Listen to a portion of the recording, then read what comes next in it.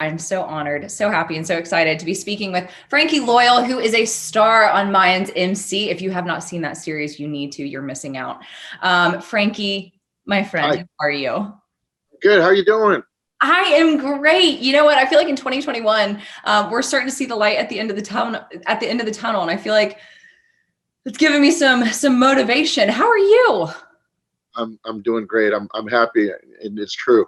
I feel like things are opening up. I'm actually getting out to see my people more and have fun more and see them in person and not through FaceTime. And it's nice. It's nice. It is nice, and it makes you think of all the things we took for granted before. So I think that we're going to go into this year with a lot more appreciation Right. for one-on-one time with our friends and family. First off, I want to congratulate you on a season 4 of Mayans MC. Congrats on that. That's awesome. And everybody, yeah, the network, they have our backs. God bless them. Yeah. Well, I was going to say, I mean, when you found out that news, what was your initial reaction, emotion? A little bit of anxiety, I'm not going to lie. I mean, it's weird because I think season 3, everybody was going, turbos ahead, full force, giving their all, everybody. And, that was starting, not settle, but, we were getting through the 9th and getting ready to go into the season finale. So that was still kind of amidst, the energy of what was around. And then when season 4 was announced, I was like, oh, I was like, just when you think you're kind of hitting the bump on the roller coaster and it's a fun one, here comes another one. It was unexpected. I was like, whoa, I'm still trying to process this. Yeah. Listen, I'm happy and grateful. Yeah. I might be around for several more, because I tell you what, that finale, really quick, I want to preface this for anybody watching. If you have not seen episodes up to the finale of season 3, we're going to talk about everything. So you're forewarning that there will be spoilers. Don't get mad at me because I did warn you. The finale was so intense, Hank. Hank, geez, I'm gonna go back and forth between Frankie and Hank. I didn't come up for a breath of air, honestly. When you auditioned for this role, when you took on this role, why did you want to do it in the first place? I could, growing up, in the whole punk rock world, you were always kind of on the outs of what society's normal belief system were and rules and even politics. And the thing, a lot of guys that I knew kind of evolved from, boots and braces and leather jackets with studs to Harley Davidsons. And I ride myself. So it was something to identify as I was getting older with, but I had a lot of familiarity with that world, club members I know in actual power clubs that I've known through the years and grew up around. And it's definitely a story that needs to be told. And I think this season, especially, I think 𝐒𝐿𝐵 really attacked it the right way, because they were very, that everybody had layers and to their personalities and their struggles. It wasn't what you see on the external side. It's, the turmoils and the struggles on the inside. And I knew it was going to be like that from the moment I read the first script. When I, before I even auditioned, I was like, I want to do this. I really, really want to do it. And what I find so cool about you is that you ride in real life. Like, you're kind of living your character in real life to an extent. And I think there's some Hank, a lot of my old behavior sometimes. Yeah. That are to the light when we're working. And sometimes it's like, yeah, I could see how that wouldn't be everybody's cup of tea. Not even for me, And it's weird because there's a parallel that you look at going like, I get it. But there's a part of me that doesn't get it, or it's not okay. But yeah, writing is the one thing that, it is my life. It is. Yeah. And I find that so cool, because I feel like that's just, I don't know, the parallel in that is really cool. I just adore your character, Hank. I think that he is, I feel like it's, you look at this guy and you're like, God, you seem so rough and tough, but you're such a good guy, and you're so soft, and you've got this like emotional side to you. And the relationship between him and Nails, obviously Nails going with Angel. How do we potentially see, I've got my hot takes on this. How do we potentially see their relationship playing out? Because I personally think it's going to cause some rift between Angel and Hank. And I personally think that Adelita is going to come back in the picture. Angel's going to go with her. And then Nails is going to go running back to Hank. And then Hank is going to be like. Right. You know, it's like they say, even if you think of ancient Greece and the Trojan horse, you know, there's always something about a woman's ways that drives a man to do things or sign on things that he normally would never do with anybody else, you know, when they have their heart. And I think there's a conflict. I think about it sometimes because Hank is very by the book. And that's probably, you know, that he sustains that, you know, in his demeanor with the club and his loyalty to Bishop and his brothers, whether he agrees with them all the time or not. Yeah. With Nails, you know, in his truth, I think he feels jilted and not so much betrayed, but he's crushed. And then there's a conflict of his club brother, right? Which you don't hang out with another man's old lady. But where the emotional pull comes in that, who knows? But I think it's definitely going to be interesting to see how that plays out. I'm crushed for Hank. Are you kidding me? Like my heart died when I saw that just on Hank's face, you can see it.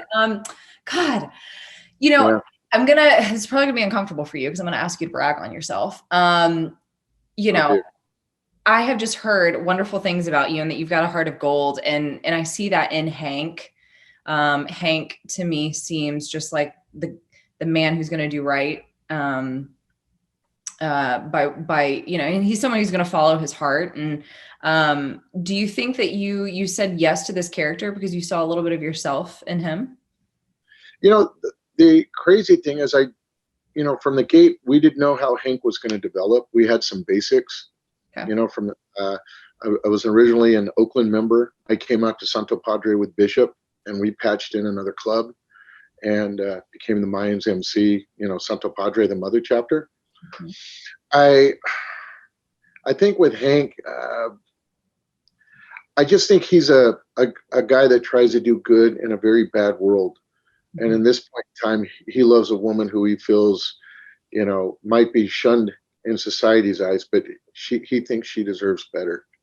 And his truth is, you know, he's not a Boy Scout. He's not a saint. He does dirt, but balance in him. I think and I did get Hank, you know, there was some actual members, you know, from MCs, a couple of them, old timers that I knew that I respected very much. And there was some things about their demeanor that I respected. And I kind of put that in Hank, to be honest.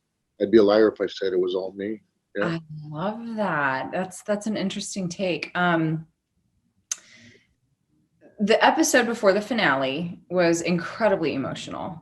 And I had the pleasure of speaking with one of your co-stars, Momo Rodriguez, who played Steve.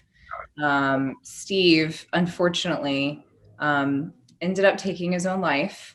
And that to me, it was not at all what I was expecting. And then when I spoke with him, he opened up about having lost his mother just before he had to go shoot that scene and the emotion that was involved. And quite frankly, there was a lot of emotion in a lot of your faces in that scene. And by a conversation that you and I just had, it was brought to my attention that you actually lost your father as well before you shot that scene. So please share with me how maybe difficult or emotional that was for you. I think I was on, automatic pilot emotionally. I had to separate my own personal emotions. At least I thought I did. Apparently I didn't, from real life, because art and life, they intertwine more than we want to believe at times. There was a scene where, Momo's taken off in the ambulance, or Steve, I stand corrected. It was really tough because I talked to Deborah and Elgin and said, hey, in the rules of the world of the club, if a member dies in an incident like this, it's my job as a sergeant of arms. I have to pull his cut. And when I'm in the work in the garage area and there's a scene where I'm holding his cut, it's my way of saying goodbye to Steve, the character. There was the cameras were really kind of in my face, and Nick and Ace, who were just awesome cameramen. I had a picture of my father, and Nick held it top camera right. So in the scene where I'm looking to the ambulance, I'm actually looking at my father's photo. And I don't know what happened in that moment because I didn't ask. I didn't want to see any dailies on it. I never do. But I was mourning, I think, my father and Steve. And I also hurt because in that moment, because of the energy moment when I had to go at, to pull off what we did, the berating, was really hard because I already knew he was in pain. I was in pain, and it wasn't in between takes. It would be like a hug, like, I love you, brother. I'm so sorry. But he, we got it. But it just, that's what you have to do to get the job done. And anytime the conscience came in, there was always Elgin, God bless him. We'd be like, we got to keep going forward. Deborah's like, you can do this. And it was safe to be that, in my opinion, for me, a little emotionally unglued to get the job done.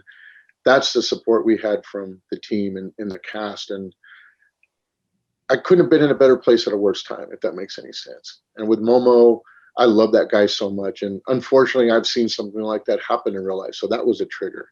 Mm-hmm. So that was a lot to take on, to just, yeah. But that's what good stories. There's a lot of truth there, Well, you guys just did an absolutely fabulous job. I can't say enough of that. To be able to do something. I mean, I probably stood and stared at the TV screen for probably a solid 5 minutes after that scene. I was not at all expecting that. And I was I felt it physically. It was a lot. So I cannot imagine how much emotion that brought you guys. But I just tip my hat to you because you just did a fabulous job. It did tighten the bond even more, Yeah. And, I was going to say, I've had, the pleasure to speak with a couple of cast members, and everyone just says such great things about the cast and the crew and how tight you guys are. So, I mean, I can't help but to ask, like, do you feel like family with these guys? I do, because, family is a very strong word, and, thick or thin, good times, bad, it isn't always, butterflies and rainbows, as they say, but that's what strengthens the bond. Yeah. It is what it is, and you build on that. And it was weird because yesterday, I had to go get my bike and get some parts replaced on the bike, and I was at Factory 47, and I missed seeing those, the people in the community that I ride with. And at the same time, I'm missing the guys, and the gals I work with. I just say family because it's everybody, Teamsters, leaders, Elgin, Deborah. And it's just, yeah, it's nice to know that it's there. Yeah. Yeah. And I think a lot of people fondly when they're not around, so. Okay. We got the finale, man, the way that it ended, there's a lot, that I'm questioning with the last scene. You've got multiple Mayans charters, that are banging on the gates of Santa Padre, and you've got 𝐒𝐶 standing there with a gun in hand. Where I feel like you guys have been in this position a number of times and have somehow survived and gotten out. I don't know how they're going to get out of this one. If you could predict with your expertise, Frankie, I swear I'm going back and forth between Hank and Frankie and Frank and Hanky and all the things. You get called Hanails, Nank, so it's okay. It's all good. Just call that one. How do you see these guys getting out of this situation? To be honest, I don't know. I will say, knowing the brotherhood and the dynamic of each character, nobody on our team, our charter, is going to back down. And if we're going to go, we're not going to go quietly. It's like I said, you come for one of ours, we'll take two of yours. Well, if there's an army of them, well, we're not going to go down quietly. But I don't think we're going to go down. We're going to give it all we got. To me, because we're holding our truth. Yeah. And why? And there's things that you can die for that some people may not get, but in the rules of that world, it makes total sense. Like, I think Santa Padre is going to find a way to rise above no matter what. Okay, I gotta tell you, I was screaming at the TV because 𝐒𝐶 was just standing there, and I was like, 𝐒𝐶, go inside and get the guy. guys, like he was just standing there. I tell you, the finale, you guys just did an absolutely phenomenal job. Congratulations on season 4. What are you going to be doing in the meantime? What do you have on the books? I know you like to ride, so I assume that you will be doing more of that, but what do you have on the calendar? Yeah, I've been working on a new project. I cannot talk about it at the moment. It's something that I was hit up with, and I saw, some teasers on it. I was like, I'm in.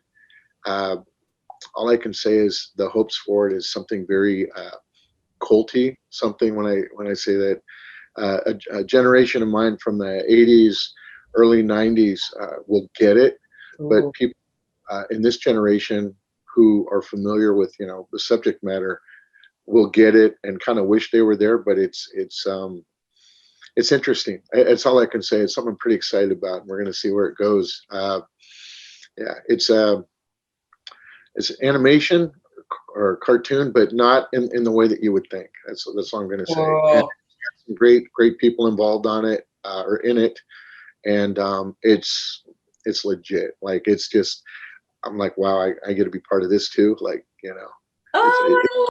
yeah. Well, once that ball gets rolling, then I'm going to come back to you for another interview because I got to hear all about that.